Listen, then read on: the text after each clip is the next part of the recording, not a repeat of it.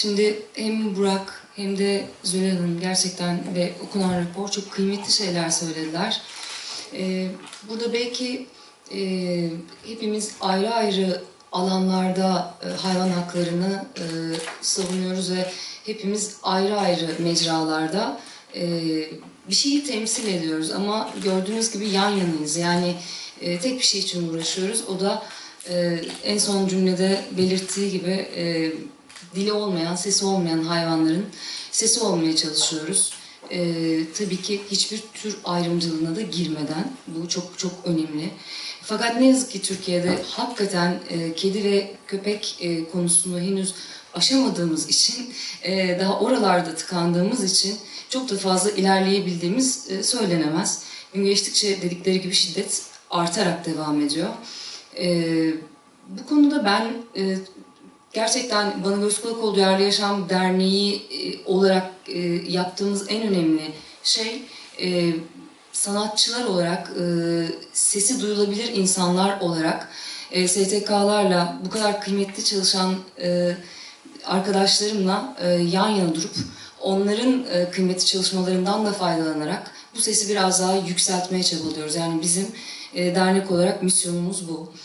Burada bugün bulunmamın sebebi de bu.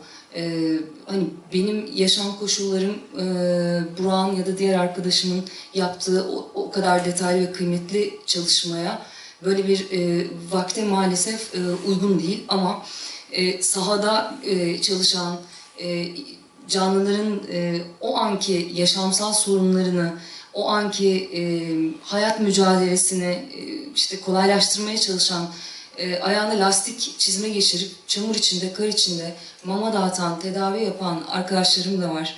Bu raporları hazırlayan arkadaşlarım da var. Hepimiz bir şekilde bir yerinden tutmaya çalışıyoruz.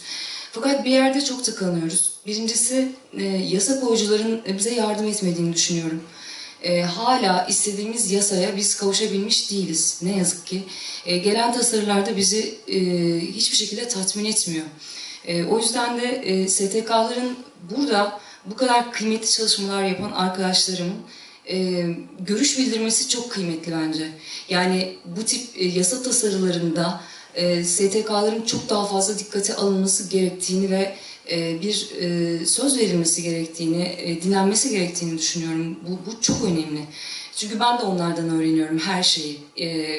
Bir kampanya oluştururken, bunca sanatçıyı ayağa kaldırırken, bir söz söyletirken hep arkada çalışma yapan arkadaşlarımın destekleri oluyor. Onların raporlarından yola çıkarak evde bunları çalışıp bu şekilde ben de bir kampanyaya yön veriyorum mesela dernek olarak. O yüzden yasa koyuculara lütfen biraz bize söz hakkı tanımaları ve bu taslakları oluştururken biraz bu raporları dikkate almalarını rica ediyorum.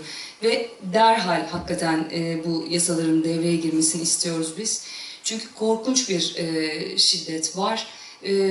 Ve hakikaten paranız varsa her türlü şiddete yapmaya hakkınız var gibi kısa bir sonuç çıkıyor. Uzun konuşmaya hiç gerek yok çünkü çok güzel tariflediler ve detaylandırdılar. Bunun dışında biz dernek olarak, Bana Göz Kulak Ol Derneği olarak tabii ki daha geçen gün bir kampanyamız oldu. Kürkünü çıkar vicdanını giy gibi çok işte paylaşılır, Yunuslara özgürlük gibi çok paylaşılır şeyler yaptık ama bunların topluma ulaşmasında medyanın çok büyük önemi var. Hani sadece yaptığımız kampanyalar mesela magazin haberlerinde kalmasa da biraz da STK'ların yaptığı bu çalışmalar basında yer bulsa çok çok ben memnun olurum. İlle bir sanatçının el vermesi ya da tanınır insan ya da işte Twitter fenomeni olmasına gerek yok. Yapılan çalışmalar çok kıymetli çalışmalar Türkiye gibi bir ülkede. Arkadaşlarım hakikaten birçok şeye maruz kalarak bunları gerçekleştiriyorlar. Bizim ülkemiz gibi bir ülkede aktivist olmak kolay değil. Yani koyduğunuz mama kabını bile tekmeleyebilen insanlarla ne yazık ki yaşıyoruz, mücadele ediyoruz. Hepinize geldiğiniz için çok teşekkür ederiz. Ben de burada bulunmaktan büyük gurur duydum. Çünkü dediğim gibi bizim derneğimize de onların yaptığı çalışmalar yön veriyor. Topluma çok fazla bence burada pay düşüyor. Hepimizin elinde artık evet akıllı telefonlar var. Teknoloji çok ilerledi. Her şeye ulaşabilir haldeyiz. Yani bilgiye ulaşmak çok mümkün. Artık kürkün nasıl yapıldığını bilmemek gibi bizim lüksümüz yok. Ya da mezbahada ne olduğunu bilmemek gibi bir lüksümüz yok. Vicdanlı olan insan, vicdanlı olan vatandaş bunu araştırıp gayet bu bilgiye ulaşabilir durumda. Bu arkadaşlarıma ve bizlere yardım etmek isteyen vatandaşın elinde kamera var, fotoğraf var, cep telefonu var, belgeleyebilir, yayabilir, ulaştırabilir. Ben yine çareyi aslında, evet yasa koyucular tabii ki çok önemli burada. Bir şeyin caydırıcı olması, cezaya tabi olması çok mühim ama toplumsal olarak vicdana biz sarıldığımız zaman, biraz daha bireysel sorumluluklarımızı bildiğimiz zaman belgelemeye, şikayet etmeye, o hayvanın sesi olmaya kendimizi biraz daha adadığımız zaman bence işler daha hızlı çözülecek. Çünkü biz toplumsal baskıyı kurmazsak bu yasalar da değişmeyecek. Yaşamları da değişmeyecek o canlıların. Ben kendi adıma bunu daha önceden birey olarak yapmaya çalışıyordum. Her tür hayvan hakları ile ilgili yürüyüşte bulundum, her tür imzayı verdim falan filan. Sonra hayat beni sanatçı olmak noktasına getirdi. Burada da yine tanınır olma jokerimi bu yönde kullandım. O da yetmedi, dernek kurdum. Yani herkes elinden geleni yapsa inanın birçok şey çözülür.